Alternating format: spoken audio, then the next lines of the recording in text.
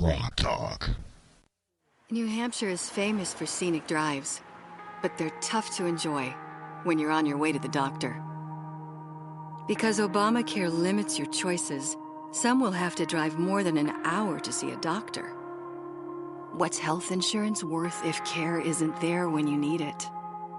Jean Shaheen voted for Obamacare, putting your doctors and hospitals further out of reach. Tell Senator Shaheen Obamacare is not working for New Hampshire. 3, 2, 1.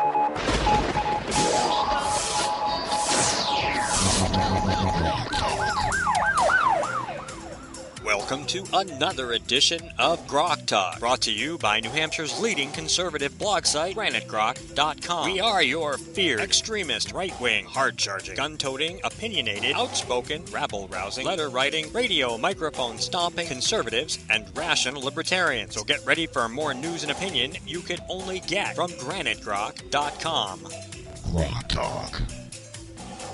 All right, welcome back to GrokTALK, brought to you by GraniteGrok.com and the Coalition of New Hampshire Taxpayers. Visit them at cnht.org. Visit us at GraniteGrok.com. Check us out on iHeart, TuneIn, Spreaker, Stitcher, and iTunes, available online, or get the app and take us with you, please.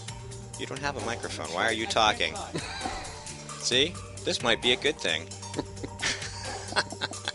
I like to pick on Skip.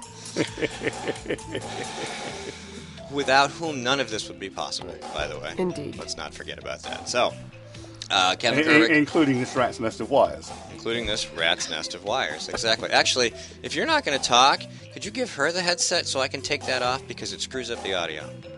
Okay, so switch those wires and things and do that stuff and then unplug that other thing so we can listen to her and that'll be fine. So he's going to fix that while we move on to Kevin, who started an interesting discussion. I guess interesting is the right word, over at the RLCNH blog site. And we can talk about that, or we don't have to, or we can talk about any of the things that came up in that stream. But there was something in the neighborhood of like 1,000 comments to this thing. Pretty and wild.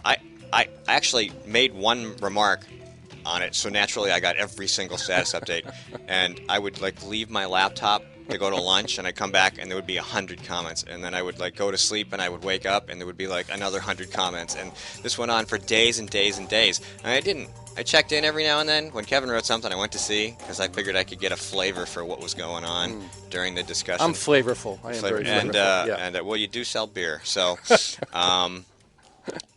and so talk to us about that. That was it's not everybody who can just throw something out on Facebook and get 1,000 people. I don't know how it or people to happened make either. 1,000 remarks. Yeah. It wasn't 1,000 people. Yeah, but I read the things that I read what Susan writes religiously. I read what everybody writes a lot. So, but I get frustrated. I want to put some things out there, and social media is a powerful vehicle for information sharing and for activism. And I'm an activist, so I like to put some ideas out there. And this just came from a frustration, not so much that I'm really happy with the Republican Party, but for me at this stage in kind of where we are, I just feel like we're spending way too much time criticizing kind of our own and not enough time really going after the biggest enemy in the room, which are the kind of Marxist Democrats, the Democratic Party. And so that's what I really wanted to say. It was a resource question. It wasn't necessarily a philosophical debate about whether there were good Republicans, bad Republicans. It was just like certain people were spending an awful lot of time attacking. Pick a candidate. It doesn't matter. I mean, you could pick a. Hang on. Talk. David Booten. David Booten. Yeah. I mean, and he deserves our outrage and our umbrage. But I think his point is that he sucks. Great.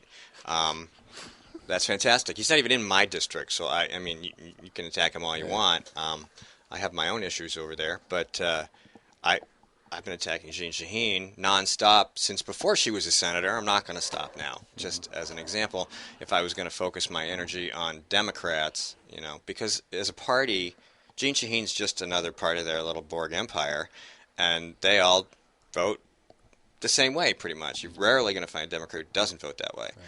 So when she ran for office, I was like, do we really need another Democrat in Washington, D.C.? Do we really? Well, we have another problem. We have Republicans in New Hampshire who vote like Democrats. Do we need another? So, I mean, that was the debate. And it was really just a resource issue. You know, who should we be spending the most time talking about? Democrats and their issues, or these crappy Republicans? Yeah. And of course, everybody's going to pick the races they want to talk about. But yeah. a lot of people responded to that. They did. And that was really the point of the discussion. Holy cow. So what did they say? All kinds of different things. I just decided for me that I'm not happy with many of the Republicans running, really. There's one or two that I think, okay, I could kind of get behind, but I don't really like any of them very much. Mm-hmm. But I know I really don't like any of the Democrats a lot.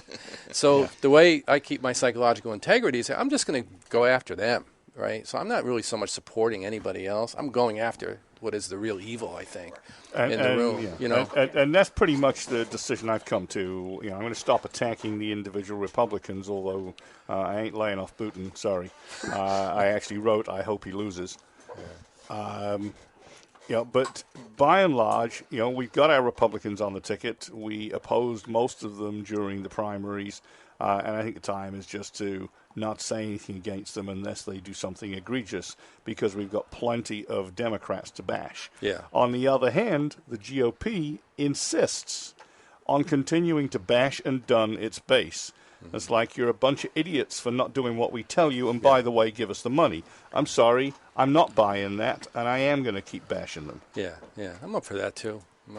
But I voted for Hemingway. I voted for Garcia. I voted for, everybody the only one that won was Garcia, I think, that I voted for. So what am I going to do? I could just sort of wallow in that, I guess, or just kind of move forward. Yeah, so Garcia will do okay, I believe.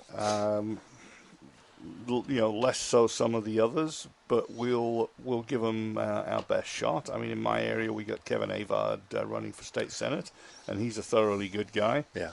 So I don't. And according to Steve Valancourt, he's got a chance.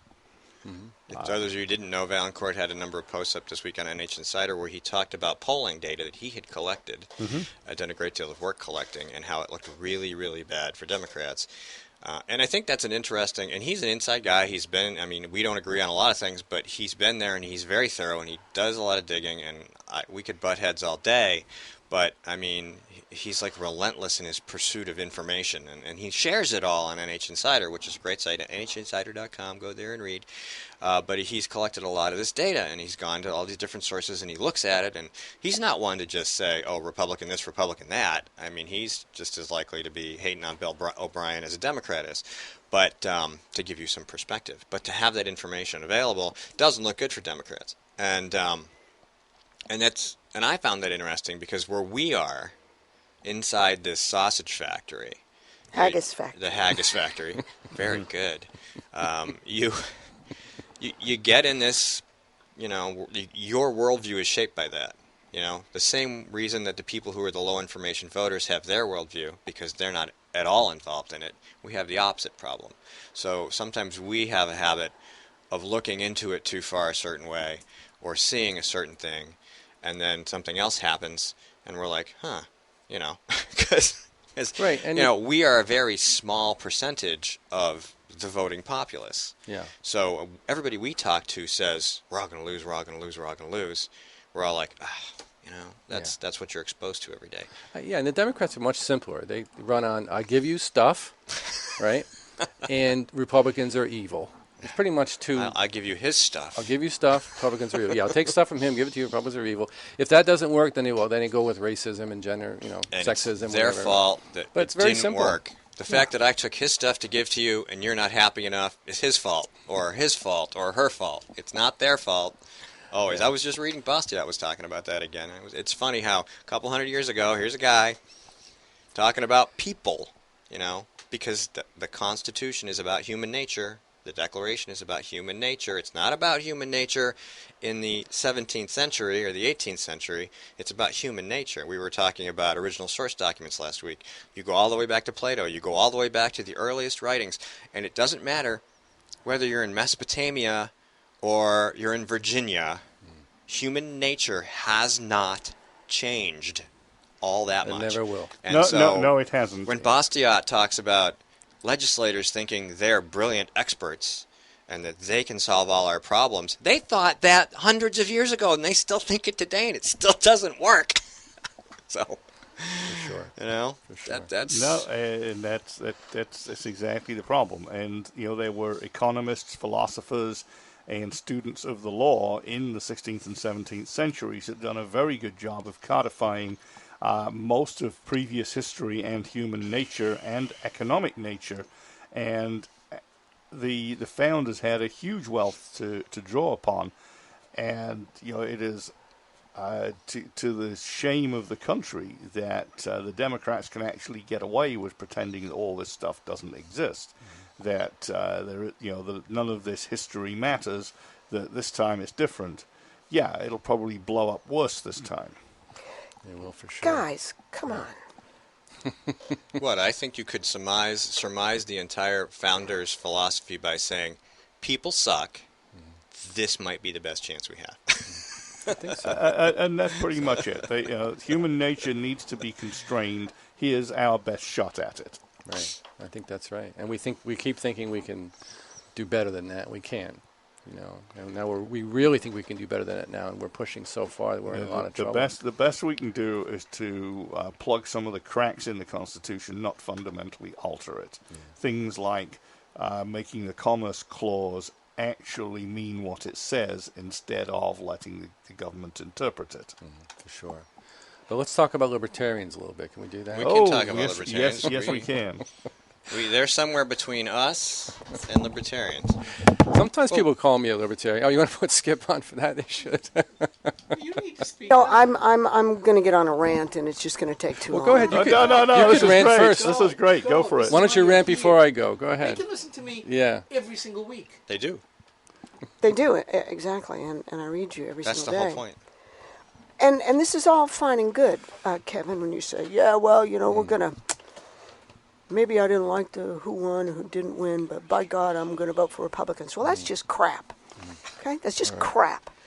I got an email Friday. I think it was Friday. I don't remember anymore.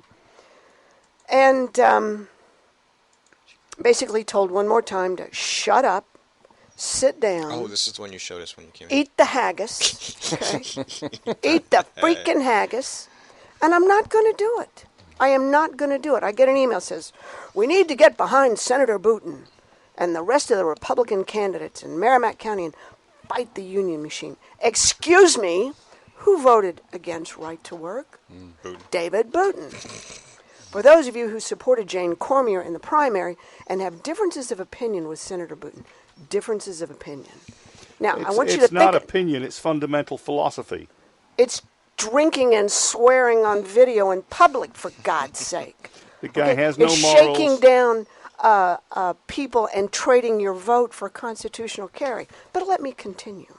Please. For those of you who supported Jane Cormier in the primary and have differences of opinion with Senator Booten, as I have from time to time, it's time for cold hard thought. The primary is the time for passion and principle. But the general election is coming. So let's just throw passion and principle out the window. Good. So without passion and principle, there's no reason to turn out. So we're still not going to vote for him.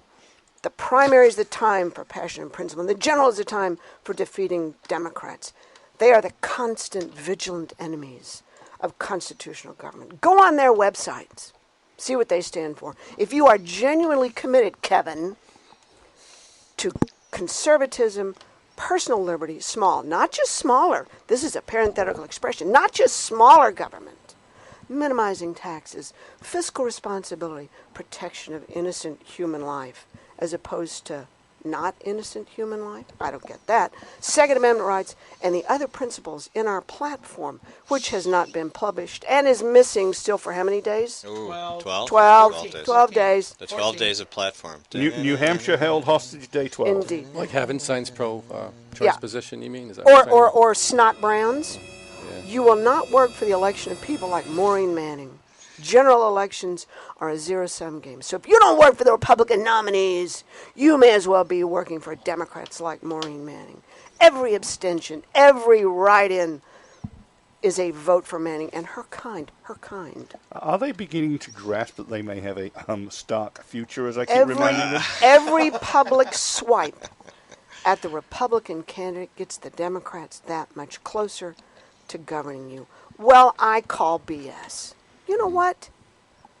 I'm not going to vote for these people. I'm